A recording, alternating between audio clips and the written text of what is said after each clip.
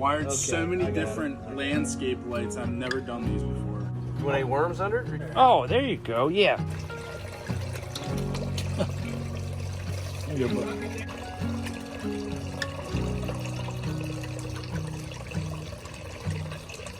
Staying at home, turn off the phone. They're finally admitting the Amazon forest was all planted. Just the old way. it's a scribe. You hold on to me like I'm already gone. Whisper your words like secrets written in an old moleskin. And look up above, the sunlight seems like it is gonna break in. And something ain't right. Hey folks, Gardner here. Welcome back. Just thought I'd do a little update, I guess, on our progress. Every day we're progressing. It has changed things for me a lot. You know, adjust to the new normal. Oh, we bothered the cardinal. Had a beautiful red cardinal. New scooter, thanks to some dear friends. My dear friend Brian, and he went through the surgery a few years ago. He brought this to me, and that was a couple of days ago, you know. And so I've been, I guess, exploring the limitations of my new scooter. It has expanded my world greatly. I'm all over the place, folks. Yeah, got me a scooter. Before long, I'll be, you know, putting some plants in here and a bag of mulch and grab my shovel and, you know, start doing some landscaping again. But no, seriously, day 6 went from extremely traumatic and very frightening, and thinking that, you know, my world has just collapsed around me and not being able to see any way out. I just went through every possible bad scenario that I could think of. Unfortunately, that's how my mind works. I analyze everything and I look for all the potential pitfalls. You know, I hope for the best, but at the time, I'm thinking only of the worst, and that's what I'm preparing for. But after, you know, the first day, ER visit, that was major. Contacting my sister Karen for the first time in a little too long, and she came to my rescue, which is just a godsend, and I'm very grateful for that. And she took me to the ER, and then 2 days later, she took me to the orthopedic surgeon, the follow-up, to assess the situation and determine, obviously, that, you know, surgery is needed, and to, you know, they're supposed to be scheduling the surgery date.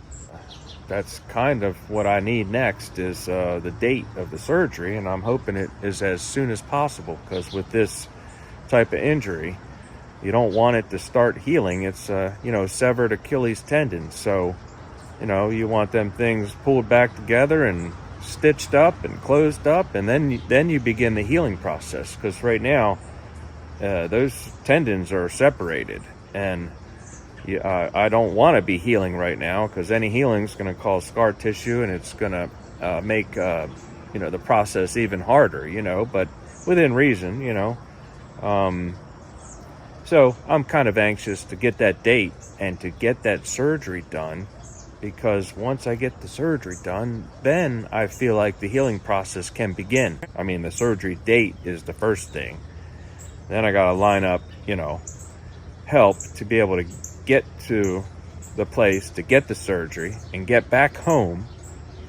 And then I'll be stuck in a recliner for a few days, I think. And we're going to arrange, you know, hopefully somebody to kind of be here with me, possibly grandma.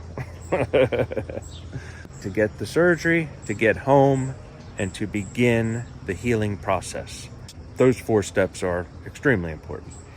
I didn't have insurance in place, which was kind of irresponsible of me. But so kind of doing these things out of order a little bit, should have had the insurance in place right off the bat. But anyway, and so I kind of secured that insurance coverage, and obviously that's going to be a tremendous help, keeping me from complete financial ruin.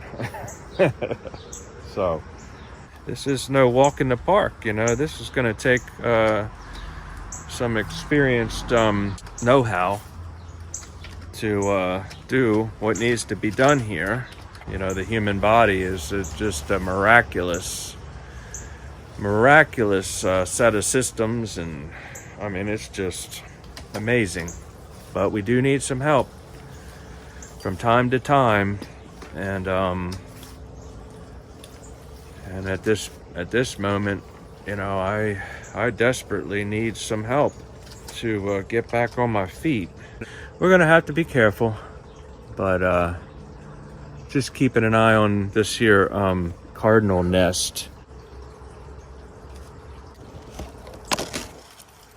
It looks like 3 eggs in there. That's usually what it is, 3 eggs, 3 little babies. I'll see if I can find the little clips of the babies in the past. There were 3 babies. And, they've got a journey ahead of them too.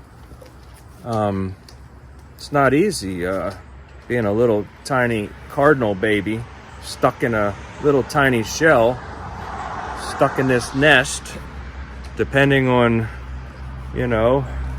your mama cardinal and your papa cardinal to take care of you and sit on you and keep you warm and until you hatch. And then once you hatch, you gotta wait for them to bring you all your food, all your worms or whatever they eat. I don't know what cardinals eat.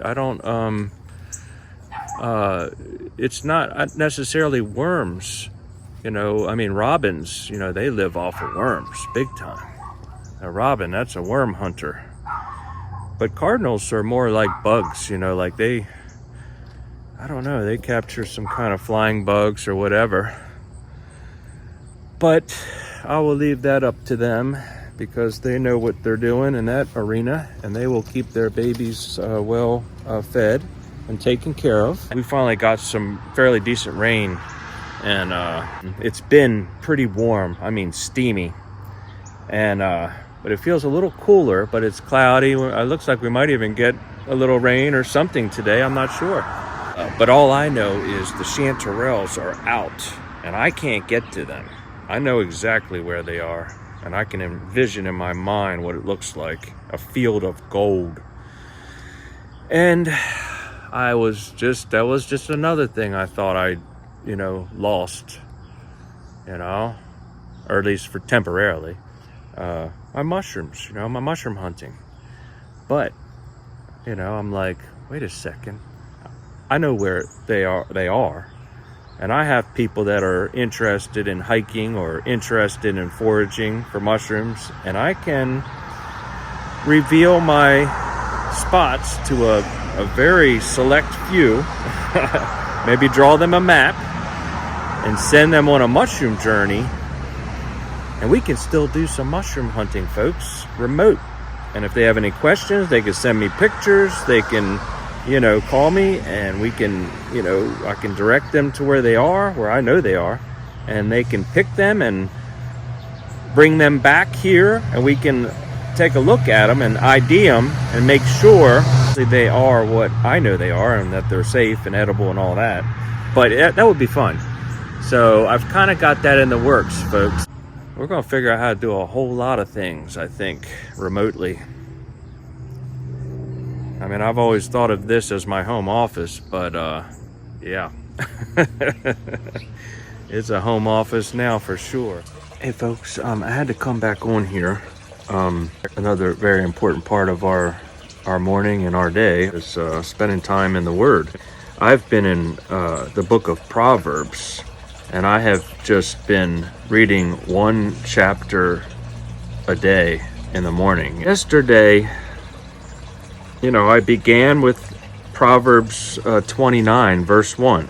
This one verse, it stopped me dead in my tracks, to the point where I read that one verse and I closed up my Bible for the day, because I thought, wow, I need to contemplate that verse.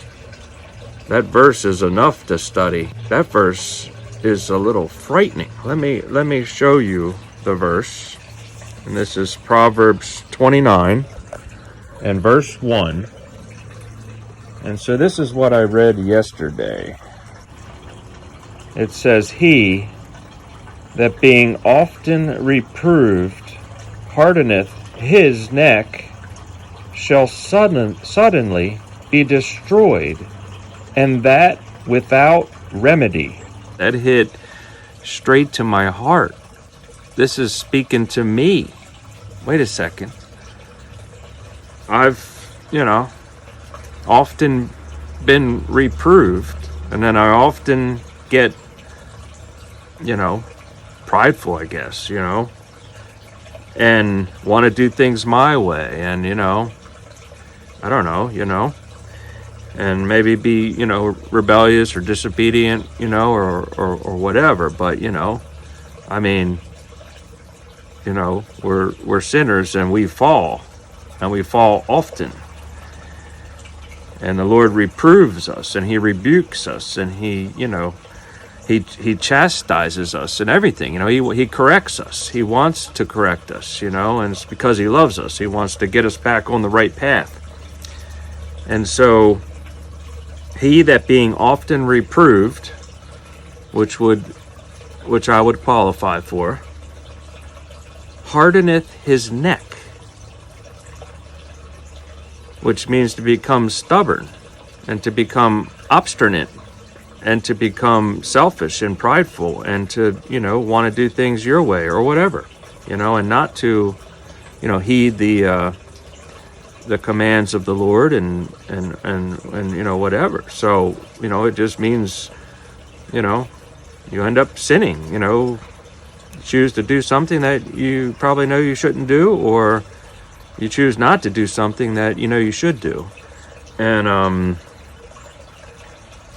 so he that being often reproved hardeneth his neck. Okay, all of that applies to me. I've done all that. Shall suddenly be destroyed.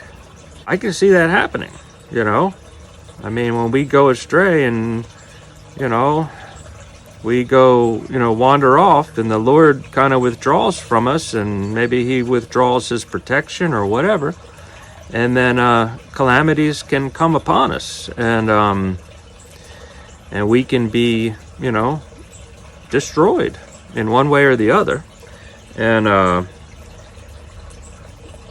so that, can certainly apply to me, and sometimes it has felt that has applied to me, that I have been destroyed for whatever, stubbornness I have been, practicing. So anyway, it says, he that being often reproved hardeneth his neck shall suddenly be destroyed, and that without remedy. Whoa. Destroyed without remedy. It's like completely destroyed without remedy, without a solution, without a covering, you are just destroyed, and there is no remedy. And certainly that can happen. At least, obviously physically. Maybe that's what it means. And maybe that means more just, physically, and not necessarily spiritually. Because spiritually, we can't be destroyed. Our spirit goes unto the Lord to be with the Lord forevermore. It's sealed. He has sealed us. It's his spirit. It goes back unto him who gave it. And that cannot be destroyed. That's everlasting, forever. That's eternal. That's the Spirit of God. And So anyway, I kind of struggled with that verse and thinking, this seems to apply to me, and it is rather ominous and frightening. And so I had to contemplate it. And I mean, there's lots of, I guess, interpretations, or, the Lord can be speaking to you directly through that particular verse to your particular situation, maybe in a different way than someone else, or I don't know. There are multiple interpretations sometimes, kind of. And so I don't know. Like I said, I read it yesterday, and I closed the book because I needed to contemplate it. And then when I opened it up again this morning, I didn't know exactly how, am I going to finish the whole chapter now, or am I going to read the first verse, or just read the second verse and then close it up again and just spend, 20, maybe 30 days, a month in one chapter of Proverbs, which is, there's nothing wrong with that either. The Lord can use the smallest amount of His Word to edify and to teach and to encourage and to heal and to, convict and everything, so it doesn't take much of the Word to be powerful. But anyway, I opened it back up this morning, and I decided, well, let me read this verse again, because I haven't I haven't contemplated it enough, because I haven't come to an understanding, or I haven't quite heard it. And so I read it again this morning, and I said, he that being often reproved hardeneth his neck shall suddenly be destroyed, and that without remedy. So I thought, oh my gosh, this applies to me 99.9%. And I'm thinking, how there has to be a way out. The Lord always makes a way to get out. We're not going to be destroyed without remedy. That sounds harsh. So I thought, what is the way out? And I'm not going to just, the way out just hit me.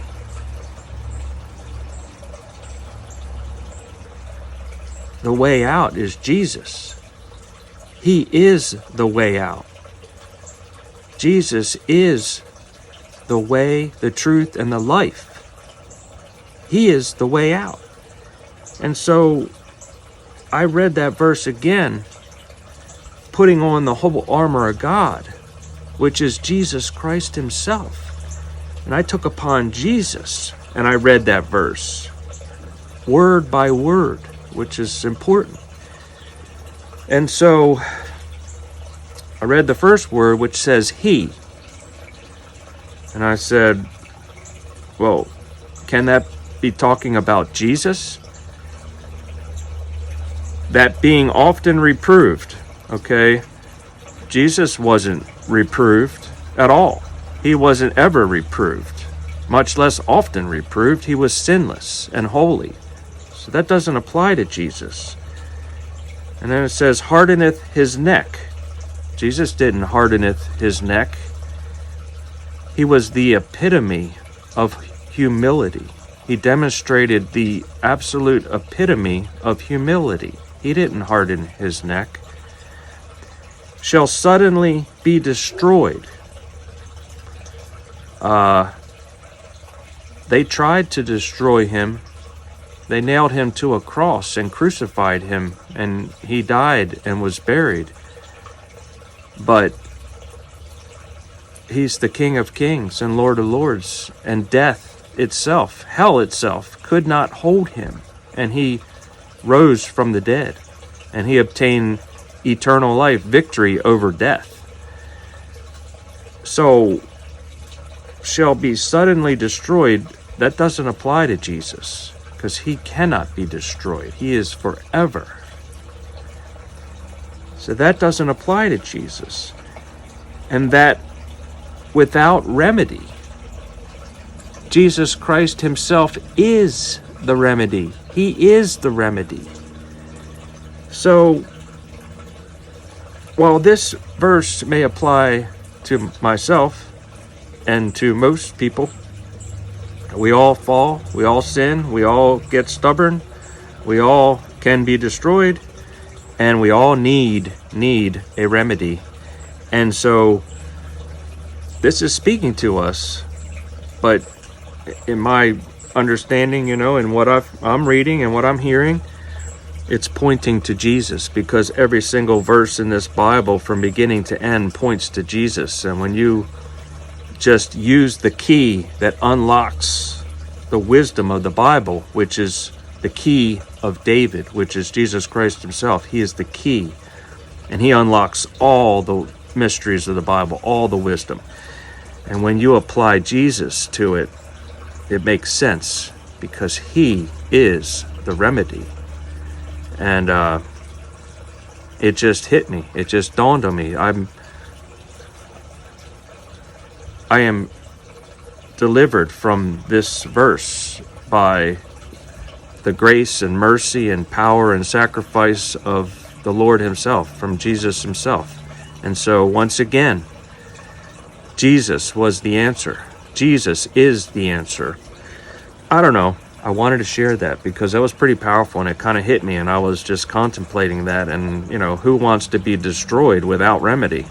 And but that's not us. I mean, that's not believers. We have a remedy, and his name is Jesus. So I wanted to share that with you today because it blessed me, and if it blesses you, then it's a true blessing. So well, that was day 6. It's kind of winding down, and oh man, it feels good to be over. I managed to get a shower. Thank you so much to my buddy Kev, and his son came over and did some little walkway repair for me, and I think that's going to work out real well.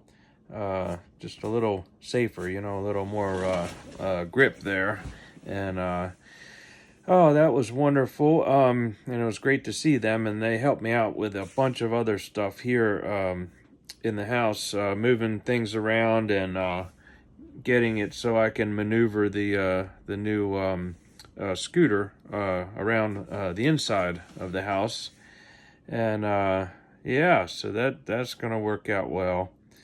And other than that, day 6, and we managed to get the surgery date taken care of. So that is coming Monday, just in a few days. I have to do the pre-ops. So whatever echocardiogram, blood tests, whatever they got to do to make sure I'm healthy enough to get the surgery. And then it's going to be a matter of, getting to the hospital and getting the surgery and getting home and beginning the recovery. So, but anyway, thank you so much for joining me for day 6 and episode number 2. And we'll check back and see how we're making out and see what kind of progress we can make. So, all right, folks, thanks a lot. And we'll see you again next time. All right, bye-bye.